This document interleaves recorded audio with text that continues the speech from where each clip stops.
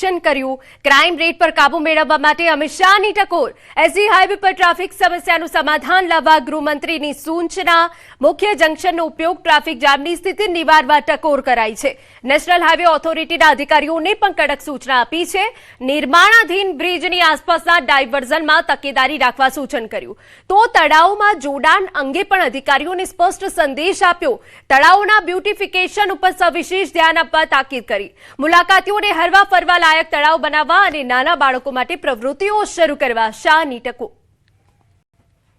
કેન્દ્રીય ગૃહ અને સહકાર મંત્રી અમિત શાહ ગુજરાત પ્રવાસે અમિત શાહના કાફલામાં કારનો ઘટાડો કરાયો સામાન્ય રીતે 10 થી વધુ સુરક્ષા કારના કાફલા સાથે અમિત શાહ હોય છે આજે ફક્ત 3 કારના કાફલા સાથે અમિત શાહ આવ્યા અમદાવાદમાં અમિત શાહની અધ્યક્ષતામાં બેઠકોનો ધમધમાટ બેઠકમાં નાયબ મુખ્યમંત્રી હર્ષ સંઘવી પણ હાજર રહ્યા ગ્રીન લોકસભા બેઠક અંગે કેન્દ્રીય ગૃહમંત્રી અમિત શાહે સમીક્ષા કરી લોકસભામાં યોજાયેલા વૃક્ષારોપણ કાર્યક્રમ અંગે ચિતાર મેળવ્યો Ahmedabad collector Gandhinagar municipal commissioner અને ડીઆરએમ પણ હાજર રહ્યા રેલવે ટ્રેક નજીક પણ વૃક્ષારોપણ કરવા અંગે બેઠકમાં ચર્ચા કરાઈ લોકસભા વિસ્તારમાં તળાવ ઊંડા કરવા અને નવા તળાવ બનાવવા સંદર્ભે પણ ચર્ચા કરાઈ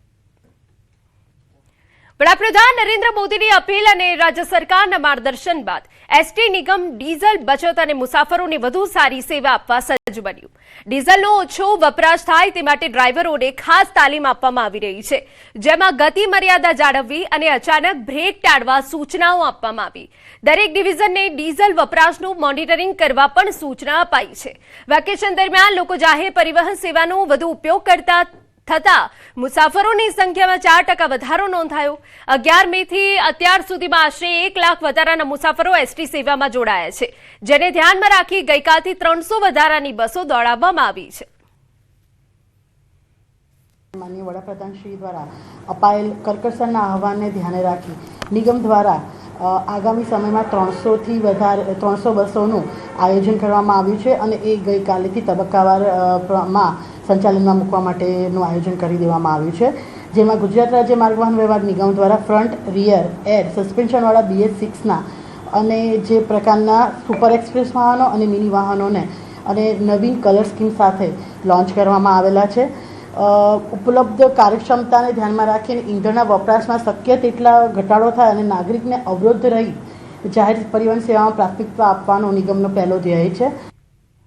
સુરત શહેરમાં ચોમાસા પૂર્વે વિકાસના કામોમાં વિલંબ થતો હોવાના મુદ્દે હવે ધારાસભ્યએ અપીલ કરી વરાછાના ધારાસભ્ય કુમાર કાનાણીએ સુરત મહાનગરપાલિકા કમિશનરને પત્ર લખી આક્ષેપ કર્યો છે કે વસ્તી ગણતરીની ટ્રેનિંગ અને મીટિંગમાં અધિકારીઓ વ્યસ્ત રહેતા રોડ ગટર અને પાણી લાઇન સહિત અગત્યના વિકાસ કાર્યો પ્રભાવિત થઈ રહ્યા છે તેમણે જણાવ્યું કે છેલ્લા કેટલાય દિવસોથી અધિકારીઓનો સંપર્ક કરવામાં પણ મુશ્કેલી પડી રહી છે ચોમાસું નજીક હોવાથી પ્રી મોન્સૂનના કામો સમયસર પૂર્ણ ન થાય તો લોકોને પાણી ભરાવા ગટર ઉભરાવા અને ખરાબ રસ્તાઓ જેવી સમસ્યાનો સામનો કરવો પડી શકે છે ધારાસભ્ય મનપાને વહીવટ કામગીરી અને નાગરિક સુવિધાઓ વચ્ચે સંતુલન જાળવી વિકાસના કામોની ગતિ આપવા અપીલ કરી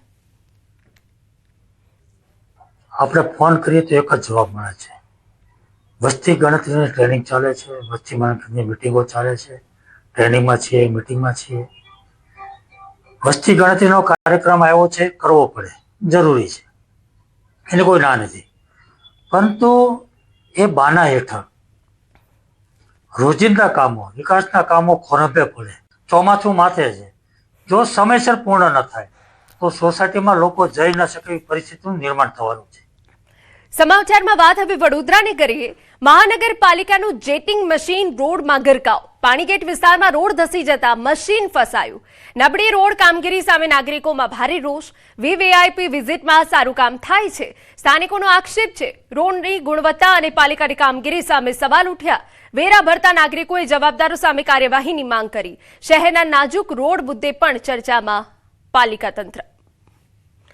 તો સ્થાનિકોની નબળી કામગીરી સામેનો આક્ષેપ છે આપને દ્રશ્યો બતાવી રહ્યા છે કે જ્યાં એક મશીન આખું ફસાઈ ગયું હતું ચોમાસા પહેલા રોડની હાલત જુઓ કે જેના કારણે નાના વાહનો તો ત્યાંથી પસાર થતા પણ ડરે છે લોકોમાં પણ એક ડરનો માહોલ છે જેટિંગ મશીન આખું ખાડામાં ગરકાવ થઈ ગયું ત્યારે રોડની જે ગુણવત્તા છે તેને લઈને સવાલો ઊભા થયા છે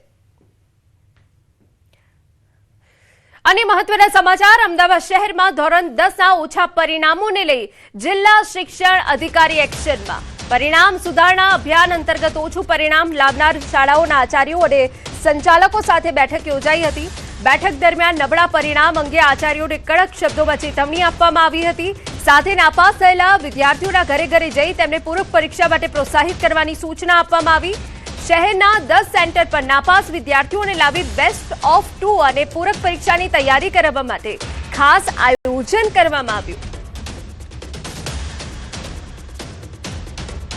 તમામ બાળકો સુધી પહોંચો અને આવા બાળકોના વાલીઓને સમજાવી એનું રજિસ્ટ્રેશન વધારે થાય એ પહેલો પ્રયાસ કરવાની કહ્યું. બીજા નંબરે અમે એમના વર્ગો શરૂ કર્યા. દરેક શાળામાં વર્ગ શરૂ થાય અને દરેક શાળા નહીં તો ઓછામાં ઓછી એક સેન્ટર દરેક બીટમાં થાય, એટલે અમદાવાદમાં 10 સેન્ટર અમે શરૂ કર્યા. તો આ રીતે વિદ્યાર્થીઓને સેન્ટરમાં સારા એક્સપર્ટ ટીચર દ્વારા વારા પરથી એમને જે જરૂરી છે પરીક્ષાલક્ષી માર્ગદર્શન